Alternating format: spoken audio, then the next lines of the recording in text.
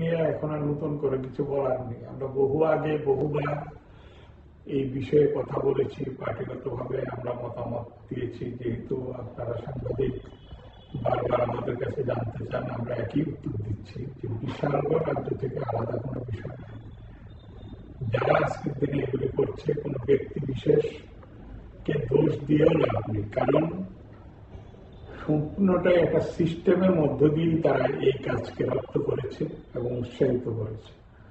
সুতরাং যারা এটাকে উৎসাহিত করে এবং যাদেরকে দিয়ে এই ঘটনাগুলি করায়, তারা উভয়ই এটার জন্য দায়ী এবং তার নির্যাস হচ্ছে আজকের দিনে হয়তো বিশাল করে এটা বিস্ফোরণের মতো দেখা দিয়েছে। অন্যান্য জায়গাতেই সমস্যা আছে এবং একইভাবে গণতান্ত্রিক কণ্ঠরোধ করার যে চেষ্টা, এটা সর্বত্রই হয়ে আসছে। আমাদের এই বিশালগড়ের এটা আমরা এখন দেখছি, হয়তো এখন সামাজিকভাবে এখন আর দল মত নেই, সব অংশের মানুষের মধ্যে এটা নেমে এসছে। এর আগেও আমরা বারবার বলেছি, যেদিন আমাদের উপর আক্রমণ হয়েছিল, আমাদের বাড়িঘর আক্রান্ত হয়েছিল, আমাদের কর্মীদের বিভিন্নভাবে লাঞ্ছিত করেছিল, রক্তাক্ত করেছিল, ডাকাতি করেছে, দিন দুপুর বেলায় বাড়িতে গুলি বৃষ্টি হয়েছে, পুলিশ একজনকে ধরেনি, রাস্তায় প্রকাশ্যে শহীদ মিয়াকে চোরেরা খুন করেছে, একজন আসামিকে পুলিশ একদিনের জন্য ধরেনি। সুতরাং যে রাজ্যে আইন শৃঙ্খলা নেই সেখানে সমাজ বিরোধীদের প্রাধান্য বাড়বে, সমাজ বিরোধীরা নিজেরাই মনে করবে যে এটা আমাদেরকে রাজত্ব। সেই কারণে বিশাল করে এই জিনিসটা হয়তো একটু বাড়তি উৎসাহ কেন এই সমাজ বিরোধী কাজে, কারণ যারা তাদেরকে সংযত করবে বা তাদেরকে এই বিষয় থেকে বিরত করবে, দেখা যাচ্ছে তারা তাদের সঙ্গে ঘুরছে, তাদের সঙ্গেই ব্যবহৃত হচ্ছে, তারাই তাদেরকে ব্যবহার করছে। সেই জায়গায় দাঁড়িয়ে এই বিশালগড়, ত্রিপুরা রাজ্য, অন্যান্য জায়গায় ঠিক একই জায়গায় দাঁড়িয়েছে এবং তার করুণ পরিণতি আজকের দিনে এই জিনিস হচ্ছে। আমরা দেখেছি মাননীয় মুখ্যমন্ত্রী বারবার বলছেন আইনের শাসন প্রতিষ্ঠা করছেন, আর কোন জায়গায় জিরো টলারেন্সের কথা বলছেন, এই সেই বলছেন।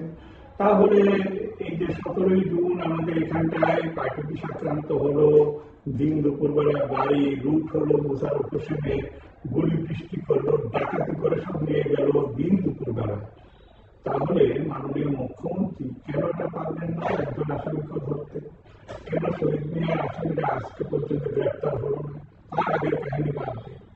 তো এটা আসলে সরকার বা দল সমাজ বিরোধীদের বা এদেরকে নিয়ন্ত্রণ করার ক্ষেত্রে সরকার আন্তরিক নয়, দল আন্তরিক নয়, এবং সেই কারণেই তাদেরকে দিয়ে যেহেতু রাজনীতি করতে হয়, বিজেপি দলের মানুষের উপর আস্থা রাখতে পারছে না। 18 সালের ভোটে বিজেপি দল গণতান্ত্রিক পদ্ধতিতে বামফ্রন্ট সরকারের সময়ে যে গণতান্ত্রিক আবহাওয়া ত্রিপুরা রাজ্যে ছিল তার ভিত্তি ধরে একটা গণতান্ত্রিক সমর্থনে এই সরকার এসেছিল। এসেই ভোট লুট এবং ভোট ডাকাতি, ভোট রাহাজানি, ভোটাধিকার কেড়ে নেওয়া, এটার মধ্যে দিয়ে বিজেপি চলে গেছে।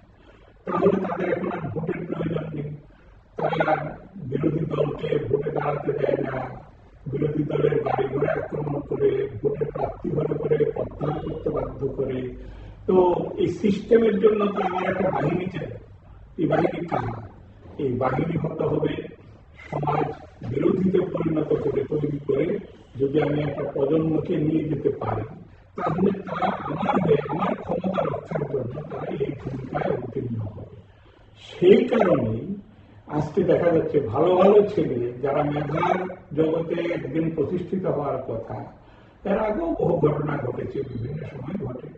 দেখা যাচ্ছে কি যে সাধারণ যুব অংশ যেমন ভাবে আজকে সমাজ বিরোধীকে পরিণত করা হচ্ছে, তেমনি ভাবে যাদের সম্ভাবনা নেই তাদেরকে পর্যন্ত এই জায়গায় নিয়ে যাওয়া হচ্ছে। এখন অনেকে তো রিপোর্ট কার্ড অনেকভাবে তৈরি করছেন। তো রিপোর্ট কার্ডের বিশাল করে এই কাহিনী যদি 8 বছরে তুলে ধরা হয়, এটা বিশাল করে সম্মান বাড়বে না, কমবে। তার জন্য আমি কোনো ব্যক্তি বিশেষের বিরুদ্ধে কথা বলি না আমরা, কারণ ব্যক্তিকে দায়ী করে আমাদের কোনো লাভ নেই। কারণ যে ব্যক্তি আজকে যে ভূমিকায় থাকুক না কেন, বিশাল দলের ক্ষেত্রে অন্যত্র ক্ষেত্রে, তারাও দলের নির্দেশে পরিচালিত হয়ে জিনিস করছে এবং দল তাদেরকে বাহবা দিচ্ছে, দল তাদেরকে পদোন্নতি দিচ্ছে, দল তাদেরকে সরকারি প্রাতিষ্ঠানিক জায়গায় পৌঁছে দিচ্ছে, দল বিভিন্ন জায়গায় দুর্নীতি, লুপ্তরাজ, অসামাজিক কাজ, নেশা কারবার, এইগুলিতে দল তাদেরকে সেই জায়গায় সমর্থন করছে এবং সমর্থন করছে বলেই ত্রিপুরার যে এত সব জিনিস হচ্ছে। এবং আমাদের বিশাল করে এই ক্ষেত্রে এগিয়ে ত্রিপুরা সন্ত্রাস সমস্ত দিক থেকে বিশাল তার মধ্যে একটু বাড়তি জায়গা আছে। এটা আশ্চর্য হওয়ার কিছু নেই, কারণ যে দল ক্ষমতাটা আছে এখন তারা এগুলিকে উৎসাহিত করার কারণে এই জিনিস হচ্ছে। এক তো হচ্ছে পুলিশ আর আগের পুলিশ নেই, কারণ পুলিশকে যেভাবে ব্যবহার করা হচ্ছে, পুলিশের ব্যক্তিত্ব, তার সম্মান, বুদ্ধির মর্যাদাটা কবি হারিয়ে গেছে এই সরকারের সঙ্গে।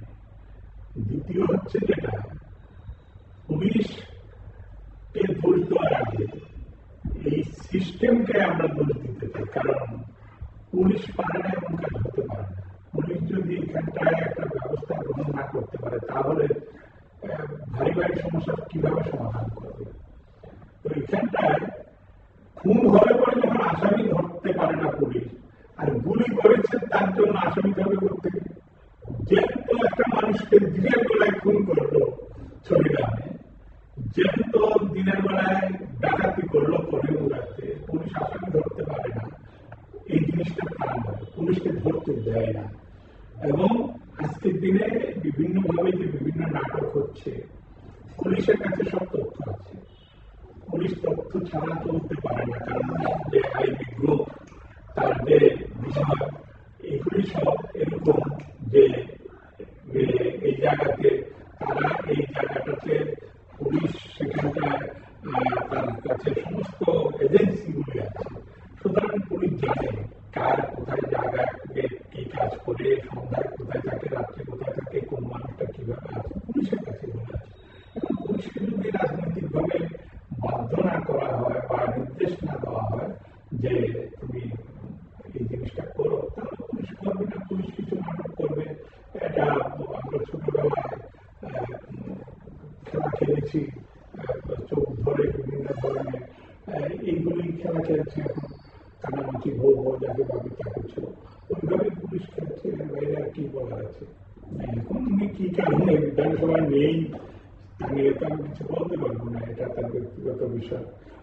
দল যদি তাকে বলতো হয়তো থাকতো, হয়তো দল ওনাকে সেইভাবে নির্দেশ দিয়েছে যাতে বিধানসভা না থেকে পশ্চিমবঙ্গে থাকে, সেই কারণে হয়তো আমরা পশ্চিমবঙ্গে দায়িত্ব নিয়ে গেছেন।